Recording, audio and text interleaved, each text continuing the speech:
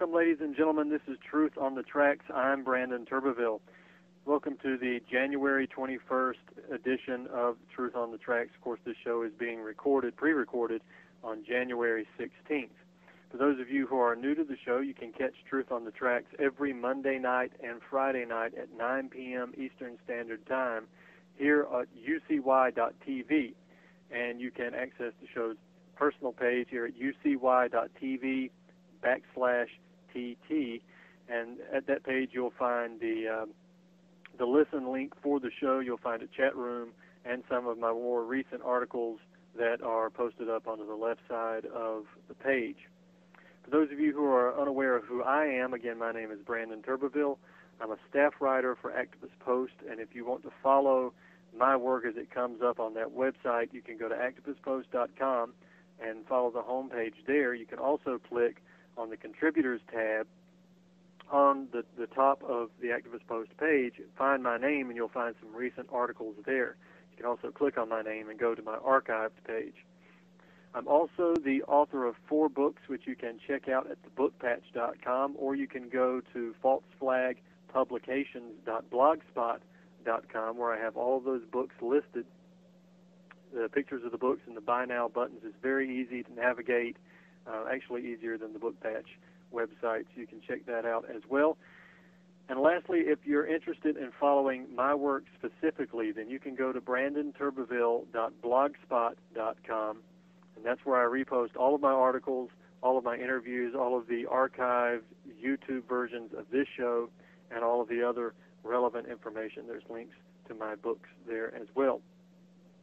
I also want to bring to your attention with the looming social safety net cuts that will be coming up in about a month, to go to againstausterity.org and check out the United Front Against Austerity, a coalition of a bunch of diverse groups who are trying to come together to oppose austerity measures and restore the American economy to what it once was in its glory days, and oppose all these drastic fascist cuts that are being imposed upon the American public currently. So go to that website, againstausterity.org, find a meetup, and if you can't find a meetup in your area, then you are the meetup. Form one and get active. Also, an organization that is native to South Carolina, PalmettoGunRights.org. It's the Palmetto Gun Rights Organization, and you can check them out, a new organization, obviously, about gun rights here in the United States, and specifically South Carolina, whose platform is no compromise on gun rights. You can check them out again at PalmettoGunRights.org, and you can find the United Front Against Austerity and Palmetto Gun Rights on Facebook and follow them there as well. Now, tonight I have a guest who I'm honored to have on my show. I've been on his show several times, and I'm very happy to have him on mine and return the favor. Madison Rupert of InTheLie.com and In the Lie Radio is with us tonight. Madison, thanks for coming on the show. Thanks for having me, Brandon. It is great to finally be on your show after you've been on my show so many times. It's an honor to be on. Yeah, it's always a great discussion we have. And tonight I kind of want to just jump on into it. I read an article that you had wrote and published on your website, InTheLie.com, and it's entitled, Representative Ted Poe Says House Judiciary Committee Could Move to Limit Drone Spying Over United States. You want to tell us a little bit about what that article's about and what's going on with the drones currently?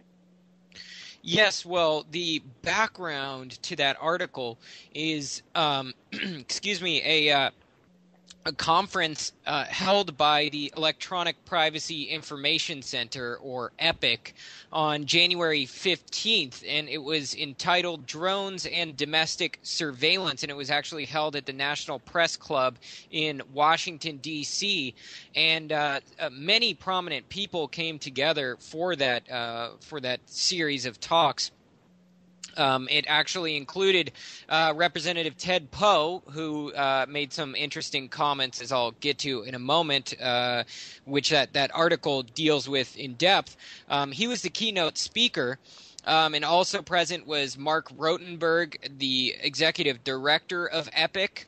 And during that conference there, or event, symposium, Congressman Poe introduced his plans to actually reintroduce a kind of version or legislation that is similar to what he introduced previously in the last session of Congress, but this time it's going to be co-sponsored by Zoe Lofgren, a Democrat from California, obviously a congresswoman, and it is an effort to protect privacy against increased drone use. But personally, I'm a little bit skeptical not only of the potential it has for success in Congress, but the potential loopholes that could be in place. But other panelists were Bruce Schneier, and he is a technology expert.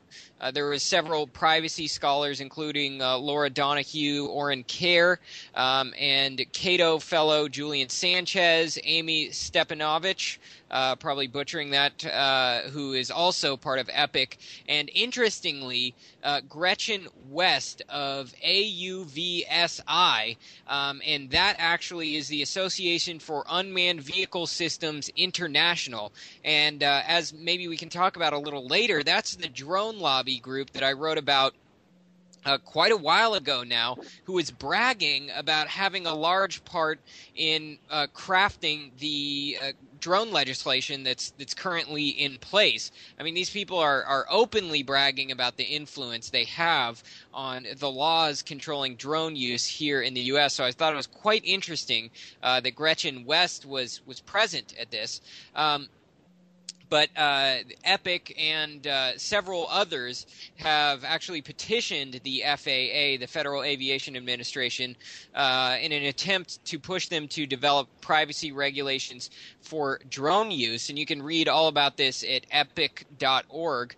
But, of course, the aviation industry and groups like AUVSI claim that the FAA has no place worrying about the privacy implications of drones whatsoever, which I think is quite interesting because it's the kind of situation where if the FAA isn't concerned about it, you know, who will be? That's the real question in my mind. But basically, what Representative Poe is trying to do, and personally, like I said, I think it's open for some widespread abuse if it does even pass. What he's trying to do is prevent anyone from using drones that is not part of law enforcement. But the biggest problem is that it requires them to be investigating a felony and gives them the ability to use drones for surveillance in a time of emergency. The problem obviously is the definition of emergency in the legislation. But this is basically a rehashing, or likely will be an updated version of the legislation he presented last session called the Preserving American Privacy Act, which obviously did not get passed. So, you know, a lot of what Poe says I agree with, but the big problem, I think, is that it is still open for abuse. And the interesting quote that was actually published by a few news outlets, it's been very little covered. That's the interesting part, I think. The only two articles I was able to find on this conference published recently were one article from the Washington Times and one from a blog on The Hill. But Gretchen West, who is actually the executive vice president for AUVSI, said that drones currently have only limited technical capabilities to conduct surveillance, and which is obviously a little bit laughable. I think we both know the capabilities are quite astounding when you actually get into it. But West noted that her organization, this is a quote from The Hill, quote, noted that her organization has created privacy guidelines for drone makers and argued that the FAA is poorly suited for regulating privacy issues, unquote. So basically their whole argument is that the FAA should butt out, but obviously that leaves the big question, who is going to take care of it? But as I'm sure you know, Brandon, drones are already being used. in the United States. And in that article, I list, just a few of the articles I've done on drones. I try to cover them as much as possible because it's an issue of great concern to me personally. But, FOIA records show very clearly that drones are in use in the United States. And I made a video about that that's about 17 minutes long or so. It is absolutely undeniable that drones are being used by the military and law enforcement. The military is already and has been operating drones in the United States and sharing some of the data captured by those drones with law enforcement agencies. Documents prove that, documents covered by the mainstream media, no less. The Pentagon has already identified 110 potential drone bases in the U.S., some of which are active, as you'll see in other articles. But the National Guard, specifically the Oregon Army National Guard, is already using drones. That has been covered by the Associated Press. The Department of Homeland Security is increasingly using small spy drones, and they're engaging in testing programs at Fort Sill in Oklahoma. And, of course, the FAA does indeed realize that there are major privacy concerns, even though these large groups and companies in the aviation industry hold that the FAA should basically butt out. The FAA does realize there are significant concerns, though. But Brandon, I think the most important thing to realize here is that they're already being used in the United States, and I think you're well aware of that. But they're being used, and we don't have any legislation restricting their use. To me, that's the biggest problem here. Yeah, I think I would say in the last 6 months, I believe there was a case in Idaho, if I'm not mistaken, where local law enforcement brought in drones to take care of some dispute between farmers with lost cattle. A man wouldn't return the cattle that had been lost, some silly dispute. So they brought in drones to surveil the property before the officers went in to do anything about it. I believe that was Idaho. There was also some cases, I think, in Texas where the drones were being used. It's definitely clear that they're being used. It's as you said, the mainstream media reports are actually the groundbreakers on this in terms of reporting that these things are being used all over the country, both by law enforcement and the military. I want to when you mentioned the FAA. Realizing that there are privacy concerns.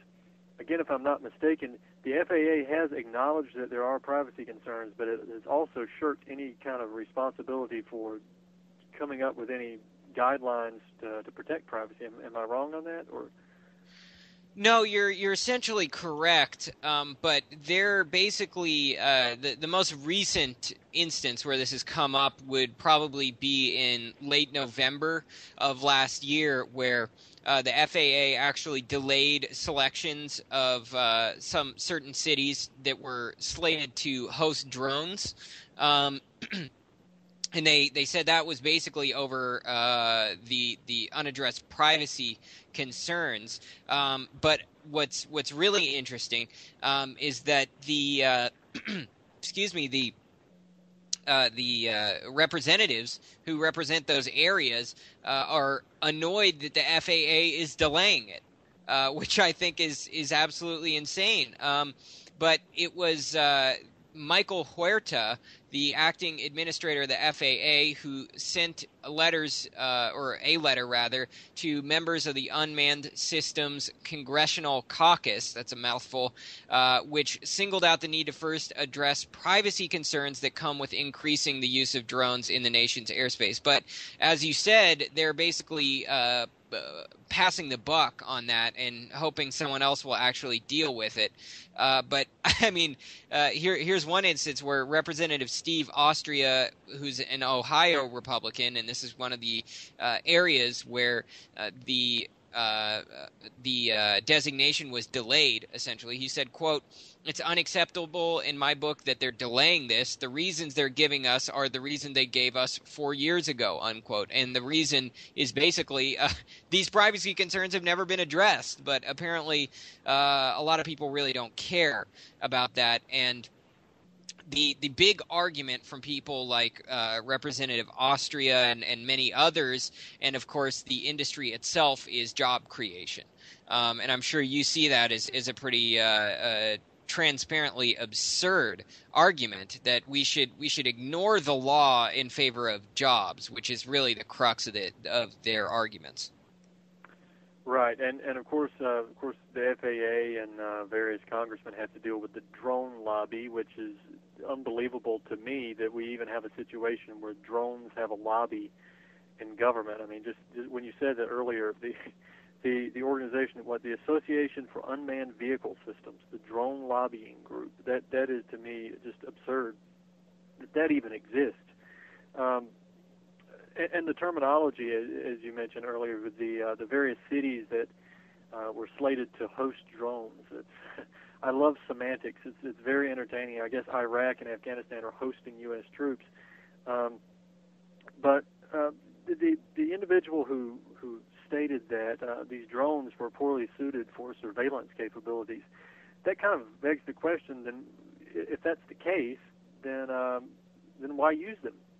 What purpose do they have? Are we just flying them around to entertain ourselves, or what? The bill that Representative Poe tried to pass in Congress to begin with, the Preserving American Privacy Act.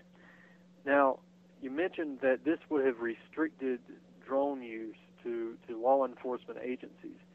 Now, yes, it would have eliminated some of the drone use from government agencies, but it does allow for law enforcement agencies.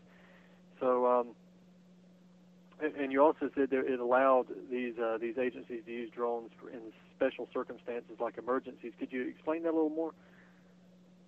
Yes. Well, basically, even this that restricts drone use to law enforcement agencies, and that is supposedly an improvement over having anyone and everyone able to use drones so long as they can get approval from the FAA. Basically, what he says is that he wants only law enforcement to be able to use them, and only when they are investigating a felony. But the problem is, as I point out, I said, it doesn't outright block law enforcement from using drones unless a probable cause warrant has been issued. That is really the crux of the issue, at least for me. From what I can tell, he seems to be leaving the door open a great deal, especially because law enforcement can conduct surveillance without obtaining a warrant, so warrantless surveillance, aka illegal surveillance, during emergencies. But the problem is it's not outlined what an emergency is. I mean, I'm sure you're aware we've had a constant state of emergency for many years now. So who defines this emergency, and under what conditions can an emergency be declared? That's what I want to know. I mean, I can see hypothetically why something like that would need to be in place. Say, some horrific disaster occurs, some horrific earthquake, and there is absolutely no way that a judge can be reached to obtain a warrant. Say, literally the earth splits open and half of the United States falls into it, and everyone is in a state of pure chaos, and they need drones for surveillance to find people in rubble or something like that, and judges can't be reached even under extreme circumstances, all this stuff. Okay, I see how that could be an argument, but we have never had a state of emergency like that in the United States, and unless that kind of extreme circumstance is outlined clearly and very specifically in the legislation, then it is wide open for abuse. And I'm sure you would agree that when the door is opened, even a crack to abuse, the federal government will just blow that door right open and come in and trample all over it. Yeah, and restricting the drones to law enforcement agencies doesn't really cut it for me, because those are the particular agencies that I'm most concerned about getting it to begin with. And as you pointed out, that investigating a felony or there being an emergency situation and investigating a felony with probable cause are two different things. So yes, you're right. It does leave the door wide open. It can restrict drones somewhat, but it doesn't really seem to me to be anything worthy of the energy that's being put into it. Now, earlier you mentioned that the National Guard was using drones inside the United States. In what capacity are they using drones domestically? Well, it is very uncertain. Unfortunately, we don't learn about this because they announce that they are. Basically, the way that I became familiar with the fact that at least the Oregon Army National Guard, but if one state's National Guard is using it, I see no reason to believe that other states wouldn't be using drones as well. They claim it is for training purposes, and that is what the military claims as well. But as I wrote or covered rather in the video on the FOIA records, which showed drone use in the United States, there was actually a story from I want to say it was either the New York Times or the LA Times. It was a major mainstream newspaper where basically they were observing the military testing drones in the United States or training on drones. And in one instance, they were tracking a car traveling down the highway. And people were saying, like, why are you doing that? And they, hurriedly rushed the reporters out. So when they say it's used for training, it is used for training. But the problem is that they can claim it's being used for training, capture sensitive information without obtaining a warrant, obviously, and then transfer that information to law enforcement. I think that is the biggest issue, and I cover that in an article as well that's linked up there in the first paragraph of the article dealing with Representative Poe. But as far as under what authority they're using drones, to what extent, it is really uncertain. I became aware of it only because they wanted to start using them out of a public airport. That is really why it was in the news, and they were like, "Oh yeah, we're already using them, but we want to use a public airport just so we can use them even more often." Yeah, and the information that you talk about these drones being able to gather, again, in contradiction to Gretchen West of the drone lobby, who says they only have limited abilities for surveillance. A lot of these drones can take facial recognition. They can hack cell phones or at least trace cell phones, and as you mentioned, track people as they travel. Thermal imaging, you have links to this in the article. These things are capable of lots of different ways of surveillance. Otherwise, they wouldn't be used in these types of situations, especially overseas. So the drone lobby is being slightly, deceptive in that statement. Slight understatement to say that they have these limited technical abilities to surveil the population. Without a doubt, Brandon. And another thing I actually forgot to bring up in the article is this technology called Vader. I'm not sure if you're aware of it, and it hasn't been covered all that much, but it's a pretty creepy name for drone technology. But essentially, you can boil it down. It is a system that automatically spots and tracks human targets, vehicle targets, whatever they may be, from around 25,000 feet in the air. So I think a lot of people are under the impression that drones are using very average cameras, that they require flight at low altitudes to capture images of your face and your license plate and stuff like that. That is a completely false impression of what drones are capable of. They actually do fly, at around the heights of commercial aircraft and so on, and are able to capture extremely detailed images. One system called Argus can actually capture 36 square miles in one image. Okay, so they can capture 36 square miles and then zoom in onto that image and look at individual targets. And as you said, drone-based facial recognition is highly advanced, extremely advanced. And they also have systems that rely on soft biometrics, which is a way to identify people in crowds without even seeing their faces at high speeds based on height and skin color, gait, stuff like that. But these are the things that we know about publicly. Okay, what they actually are capable of, the sensors that they're working on behind the scenes, I can't even imagine.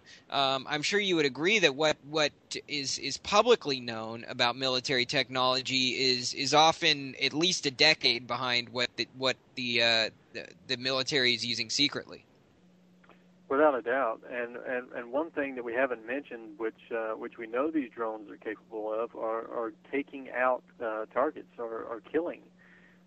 We know that there's around 180 dead children in the Pakistan region now who are dead as a result of these drones, and of course now they have the double tap drone, which blows up a wedding party of innocent people, and as the mourners rush in to retrieve their loved ones' bodies, the drone comes back and fires again and catches the extended family in the blast as well. So we know that they have that capability, and we also know that the president and the U.S. government has assumed the authority to kill American citizens. I assume that they also retain the authority to do that by whatever means they see fit. But what do you think the concern is in regards to not only using drones domestically for surveillance, but using drones eventually for actual engagement of targets here inside the United States? Well, I think that is what it comes down to. That's the major concern. Early this year in 2013, just earlier this month, it was actually ruled in a federal court that the United States government can claim it is legal to kill American citizens while never having to explain why it's legal to kill Americans. Obviously, that's an absurd statement, but unfortunately, it is exactly the authority that they claim. And as far as I can tell, aside from horrific public relations that would ensue, there is really nothing stopping them from using armed drones in the United States, at least legally, in the name of the war on terror. Of course, so long as they claim you're a terrorist, that's about all that is needed. In the case of Anwar al-Awlaki and his son, obviously Anwar al-Awlaki was a United States citizen at the time he was killed. He was not stripped of his citizenship. He was never tried and found guilty of anything relating to terrorism. Most people would agree he was involved with Al-Qaeda. The question of that, the extent of that involvement is highly debatable. He also ate lunch at the Pentagon. He was a chaplain. I believe it was at I want to say it was George Washington University, or was it Georgetown? It was a major institution where he was a chaplain. He had close ties with every very extremely questionable terrorist incident in the United States post 9/11. He would usually have email correspondence with the individuals. He is a very suspicious character. The fact that he ate lunch with top brass at the Pentagon and they were reportedly impressed with his presentation, I think gives us a significant degree of or should give us a significant degree of concern about this individual and what he was actually up to. But regardless, he was not charged or tried or found guilty of any crimes. He was just reportedly killed. And this was done based on secret reviews of secret evidence and based on secret legal guidelines, which now have to never be disclosed at any point. And, of course, Attorney General Eric Holder claims that counts as due process. So, really, aside from, as I said, the obviously very negative public relations disaster that would ensue after killing an American on American soil without charge or trial by drone, there really is nothing stopping them. I know it's a disturbing thing to say, but we have to realize, when you can be detained indefinitely and handed over to, any foreign entity and all this stuff in the name of the war on terror, it's really not much of a leap at all. We're going to have to take a break right now for station identification. My guest is Madison Rupert of InTheLie.com and In The Lie Radio. We'll be right back after this.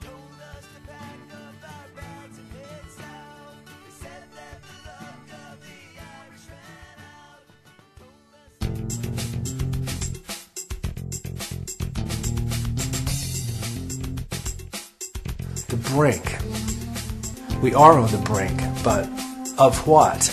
No one knows. It depends on the reference frame that you're looking at it from. On the Brink with Jeff Weverson.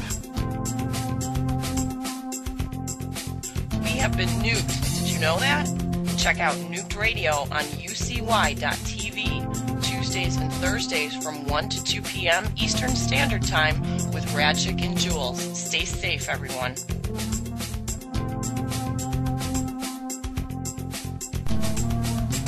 UCY.tv. The future is in your hands. I'm Brandon Turbeville, staff writer for ActivistPost.com. You can catch Truth on the Tracks every Monday night at 9 p.m. and Friday night at 9 p.m. Eastern Standard Time here on UCY.tv. I'm Madison Rupert, the host of End the Lie Radio here on UCY.tv every Monday at 7 p.m. Pacific and 10 p.m. Eastern. Tune in every Monday here on UCY.tv. You're listening to UCY.tv. Real news, real people. This is Josh from Anti-Tyranny News Radio here on UCY.tv. You can catch me 6 to 8 p.m. Eastern on Fridays, and catch all the great hosts here on UCY.tv. Catch Before the First Cup with Jules, Monday through Friday, 9 to 10 a.m. Eastern Standard Time at UCY.tv/BTFC.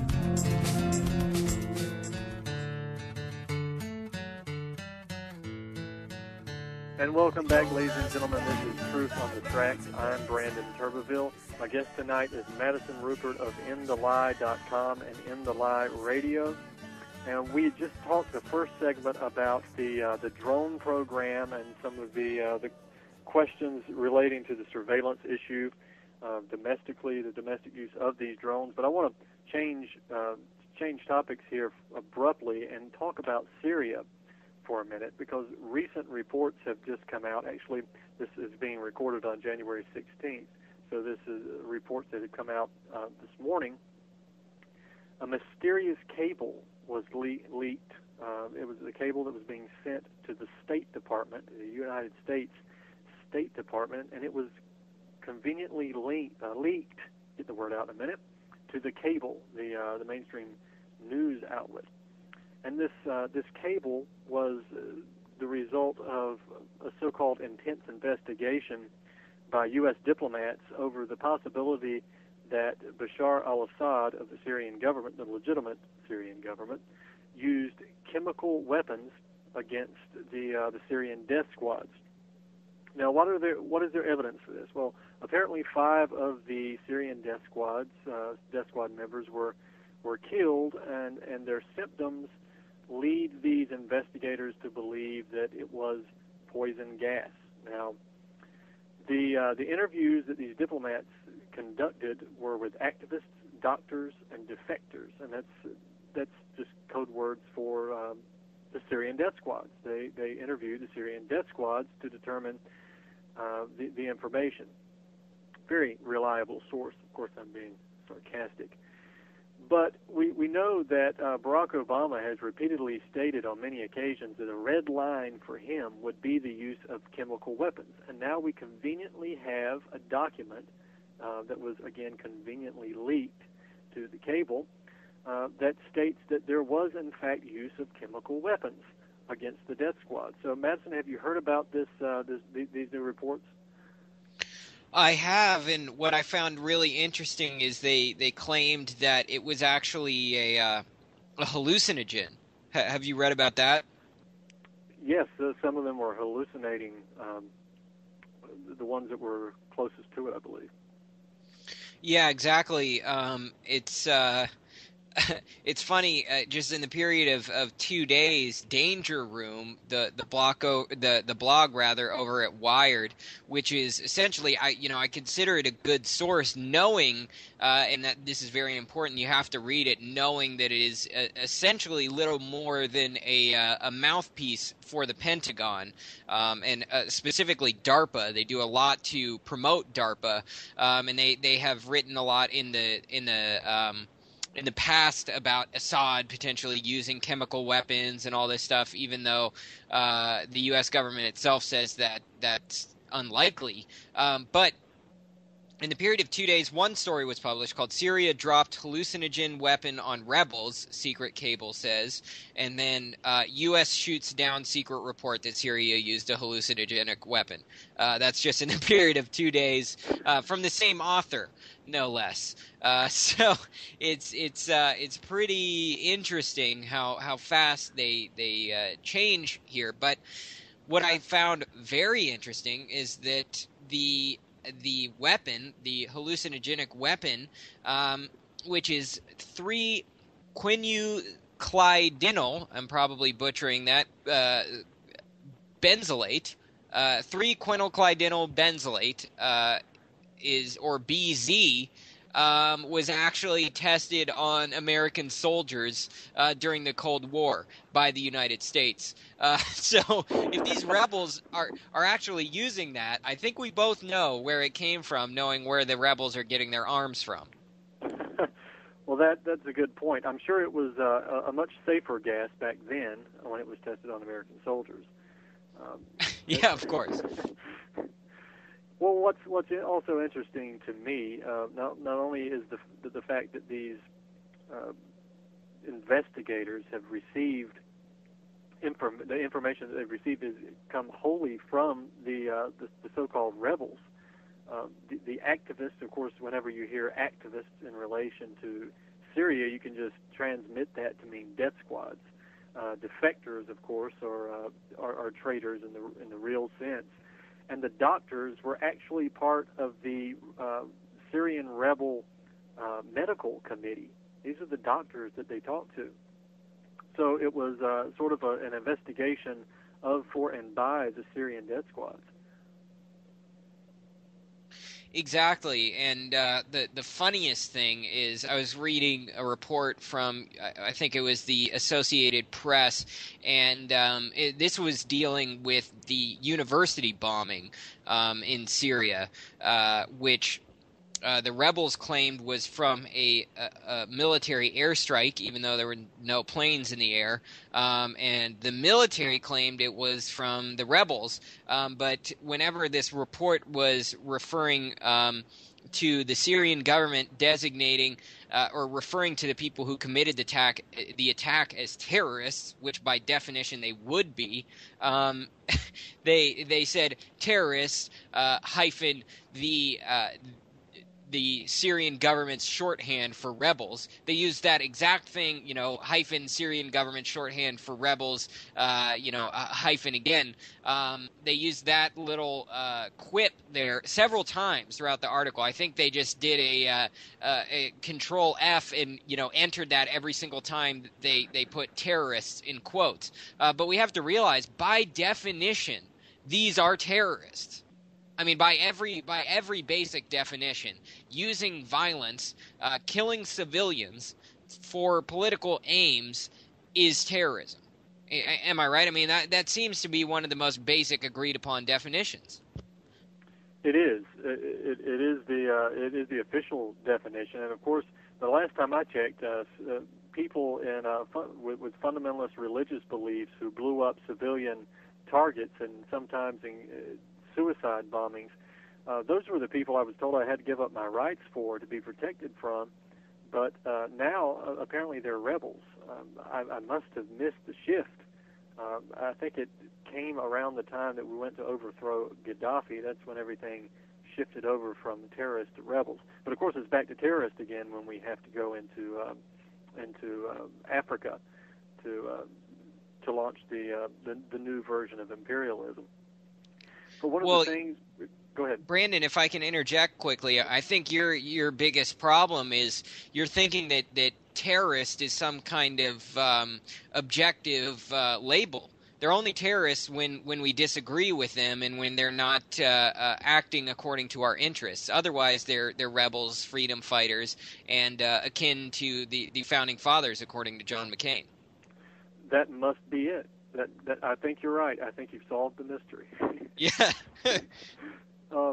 The Foreign Policy, the magazine, which is pretty much the mouthpiece, or it is not pretty much the mouthpiece, it is the mouthpiece for the Council on Foreign Relations, put out an article regarding the alleged weapons, chemical weapons use today, where they are essentially they're insinuating that the reason this happened, of course, again, I don't even give them the credence that it did happen to begin with, but the argument from Foreign Policy is that the reason this happened to begin with is because Obama has been weak on the Syrian government, because he's drawn several red lines. Now, at first they're saying that in fact, I'll read it to you, and I'll get your response.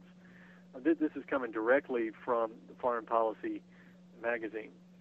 Obama then shifted his warning to Assad about red lines in December after intelligence reports stated that the Syrian regime had moved some precursor chemicals out of storage and mixed them, making them easier to deploy. Now Obama's red line is that the United States will react if Syria uses these weapons.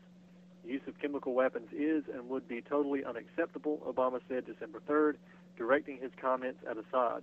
If you make the tragic mistake of using these weapons, there will be consequences and you will be held accountable. That same day, Secretary of State Hillary Clinton added, this is before her blood clot and her memory loss, Secretary of State Hillary Clinton added, "We are certainly planning to take action if that eventuality were to occur." Outside analysts worry that the administration's red line may have shifted again. Given the fact that you have in a cable, this indicates that the Obama administration may not simply jump into the conflict because chemical agents are used, said Andrew Tabler, senior fellow at the Washington Institute for Near East Policy. Assad has a much better idea now of what he can do and get away with. This shows that actually the red line on chemical weapons is not clear and that the regime may be able to use some chemical agents and the response might not be immediate, he said. So in other words, Obama's weak and Assad is pushing and pushing. What do you make of those statements, Madison? It seems to be quite absurd to me. It seems to be saying that essentially they can it's a red line only when they say so. That seems to be, I mean, that seems to be conflicting the entire idea of a red line to begin with. Right, and there's this insinuation that that Obama is showing a weak line, which is only emboldening Assad. This is the same kind of talk that we heard with Gaddafi, but it's also the same kind of talk that we heard with Saddam. After numerous provocations, the logic is somehow turned all the way around on the victim, no matter how bad he may be. It's turned around on the victim, and whatever alleged atrocities are occurring, are claimed to occur, that they're occurring because the United States is not standing up to them, that we're not drawing a hard enough line. So it seems to me personally like this is a push for more direct action. Yeah, but what I find very interesting is that according to the Obama administration's own constantly shifting position, essentially, they really could have intervened quite a long time ago in Syria. What's left me very confused is the fact that they have not already taken military action. To me, it's very strange, especially because they had even less backing up the whole Libya situation. I'm left wondering why they have not, and it makes me wonder if it's the Russian insistence on blocking the U.S.'s attempted intervention through, they've given Syria anti-aircraft weapons, contrary to what the mainstream media and some propagandists like to say. The Russian government isn't in there giving the Syrian military weapons and saying, "Oh, go shoot civilians." Last time I checked, civilians didn't have fighter jets, and that is what Russia is protecting Syria from. Essentially, they're trying to prevent another Libya-style no-fly zone, at least from what I can tell. And of course, China has been backing them up as well. So I wonder if that is the only thing that's actually holding the Obama administration back, is that they have some international, by they I mean the Syrian government actually has some international support, whereas Gaddafi was kind of left on his own there, and of course betrayed by the Arab League itself. Right, and I do think that plays a major role, is probably the most significant role in the reason why they haven't invaded directly yet. Of course, there's reports now that Assad himself is living on a Russian ship and being flown into Syria for important meetings. So I don't know how credible that is, because remember, mainstream reports had come out earlier that Gaddafi had fled Libya. I think they came out 3 times, and every time it turned out to be false. He said he was going to die in Libya, and he did. Assad has said the same thing. So it's something to really take with a grain of salt. What I also find interesting is that this cable was conveniently leaked. I don't know why I'm having such trouble saying that word tonight, but it was conveniently leaked to the mainstream media news outlets. Apparently, it's okay to leak certain information, but not others, as Bradley Manning is discovering. It doesn't seem that anybody's been arrested and tortured for this leak, does it? No, of course not. Leaks often are completely allowed and never investigated when they're self-serving leaks. And I believe it was an individual from the ACLU who said that. He said he was very suspicious of these self-serving leaks. It was in a different context, mind you. This was about drones, but this is really the situation that we're facing with the U.S. government. They will leak information to the press and openly talk about some things, but when they're actually challenged to actually face up to what they're saying, they suddenly say, what that's not true. We never said anything like that. Or in the case of drones, it's so secret we can't even address it in court, even though Obama and Holder and so many others have made public statements about it. So I think it is a very similar situation when we're dealing with State Department leaks or whatever the origin of the leak might be. They tend to be, as long as they're not brutally suppressed and heavily prosecuted, they tend to be self-serving. Yeah, they're always you can always tell because they're conveniently leaked in these types of situations. I should also point out that while all of the blame for, again, I'm not even giving them the benefit of the doubt and saying that this actually occurred, these chemical weapons, but the Syrian government, Assad, has repeatedly stated that he would not use chemical weapons against his own people, that he would never do that. The chemical weapons that were moved were actually moved to a safer location so they wouldn't be used or fallen into the hands of the terrorist death squads. But there are people who have actually stated that they would use chemical weapons against civilians and others, and that's the Syrian death squads. They actually recorded a video, and I don't know if you've seen this, that they recorded a video of the chemical weapons that they had, and they made a little demonstration on the mice that they had, complete with scary music and scary voiceovers with threats to the Syrian government. Have you seen that video, Madison? I've seen one where they were testing it on rabbits, if that's what you're talking about. And yeah, actually, I've posted it. And the Syrian rebels also have said that if they obtain chemical weapons that belong to Assad, they are under no obligation and would not.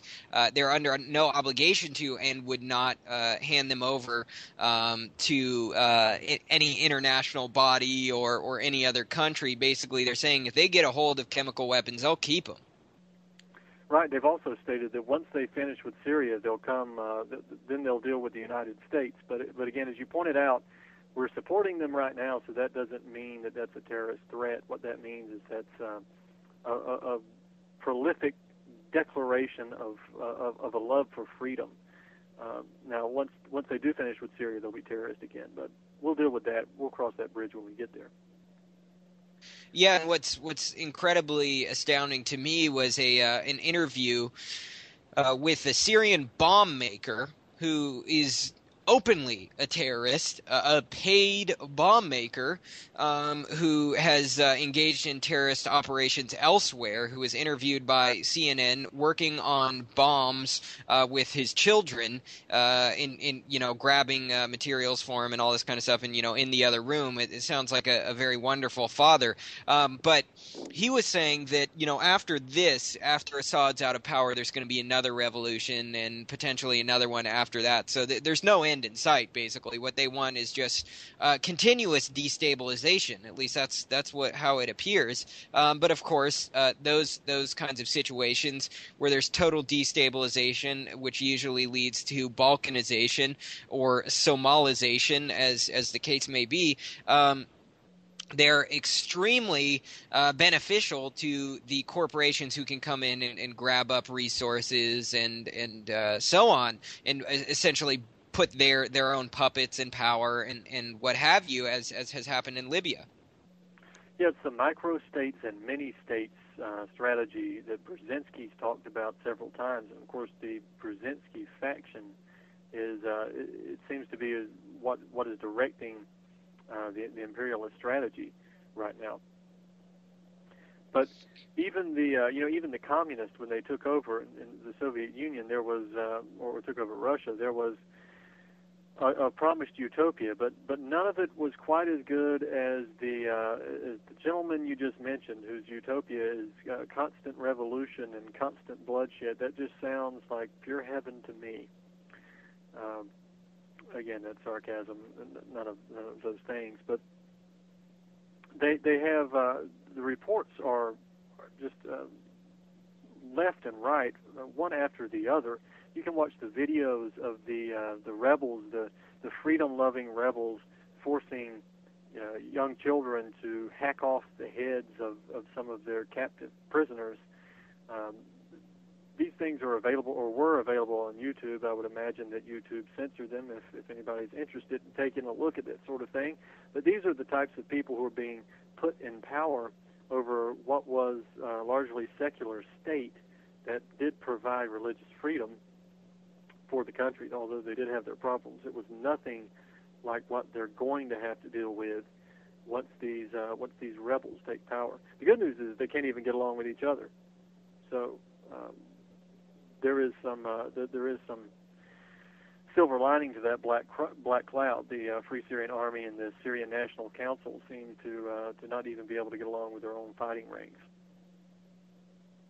Yes, and of course that means just more fighting for the indefinite future. And of course, as I said, that's incredibly beneficial to the corporations and entities that push this kind of thing to begin with. They really aren't interested in peace at all. There is no money to be made in peaceful times, it seems. No, and as you pointed out, if any major corporation is looking to take advantage of natural resources or to influence the way these countries operate. A fractured country, again, a micro-state, a mini-state, is powerless to stand up against them. They have no national military. They have no real national popular support. It's all demographically based, religiously based, racially based, and it could even divide amongst those groups themselves. So virtually everybody who once had some nationalistic resistance to these powers now has nothing. They can't. It's almost like standing up to them individually. Exactly, and it's quite amazing to me that in all of these cases of so-called revolution, the rebels immediately pick up the colonialist flag that was replaced. Isn't that quite astounding to you? And then of course, amongst the ignorant on Facebook and social media networks and stuff, they consider these rebels to be legitimate, fighting for their freedom from these evil governments who, I might add, I'm not a blind supporter of Assad by any means. I think, Assad is just as guilty as every other ruler out there who oppresses his or her people. And, there really aren't any good ones out there, unfortunately. But the rebels are much, much, much worse in this case.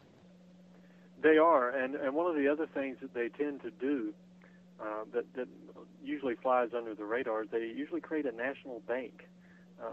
They created a national bank of Libya before Gaddafi was even killed, before they actually even took over half of the country. So it's very, very curious how these rebels, who aren't usually the sharpest tools in the shed, can manage to create a national bank and negotiate oil transactions with the major oil companies, all on their own. Meanwhile, at the same time, fighting a revolution. So unsupported, of course, by the West, only in moral support. So it's very interesting how they can do that. There's obviously some other powers there at work.